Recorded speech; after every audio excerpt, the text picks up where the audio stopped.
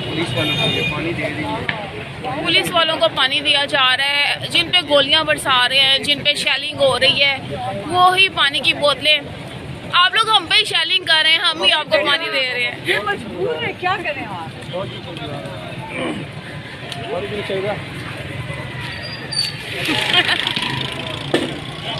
और कुछ चाहिए बेटा आप लोगों को? पानी यहाँ पे पीटीआई की जो खवातीन है वो ही पुलिस वालों से पानी का और चीजों का पूछ रहे हैं, वही इंसानियत निभा रहे हैं। इंसानियत कहते हैं, हुसैनियत का मैसेज है, इंसानियत बचाओ इंसानियत निभाओ, वही करना चाहिए।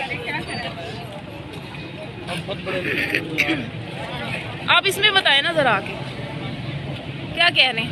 कह रहा हूँ कि ऊंचा बोल। बड़े शुक्रगुजार हैं। शुक्रगुजार है, थोड़े से शर्मिंदा भी है कि नहीं? असल में हम स्टेट के मुतहत हैं जी। स्टेट के बाद चाहे खालसा की हुकूमत हो चाहे नवाज शरीफ को किसी की भी हो, हम स्टेट